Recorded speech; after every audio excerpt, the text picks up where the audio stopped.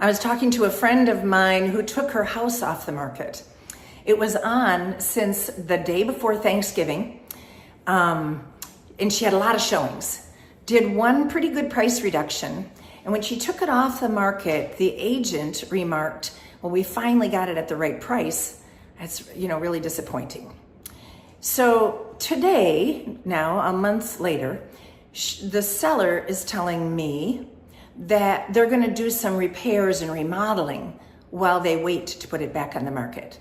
So I'm not sure just how much money they're putting in, but I taught her something I thought maybe you would appreciate having this little dialogue as well. So, over the years, I owned a lot of real estate, as most of us in the real estate industry have, right? We have bought rental properties and sold them. I have bought rental properties and kept them. I've moved my own personal residence a bunch of times.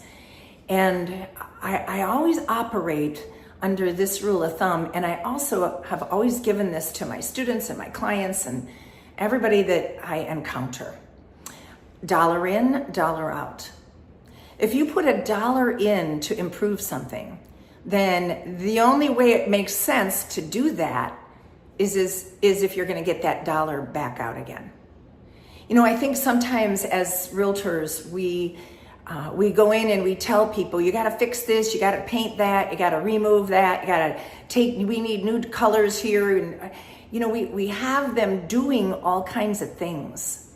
And I'm always kind of careful about that because, well, let's just be honest. People that live in squalor, and I don't mean squalor, but people whose cleanliness standards don't match your own. If you tell them to clean, it will never be as clean as if you were cleaning your house. Does that make sense? So telling them to clean is almost like a waste of time. You just got to lower the price. Because Floyd Wickman taught us there's nothing wrong with any property that the right price and terms won't cure. And that is just as true today as it has always been. So, you don't want to lower the price, that's okay. We'll just wait for the right person to come along.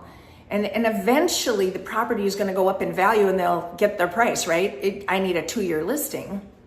So I want you to always keep that price and time quotient in mind. I want you to always understand that you can tell people to do repairs and they won't do them or do them to your satisfaction.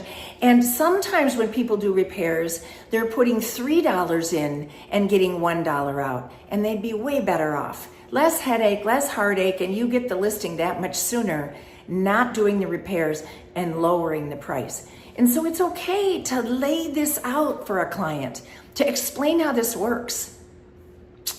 Put their best interests first.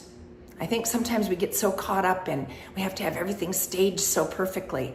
Maybe you do at some price points, and if you're pricing it at full value, fully staged.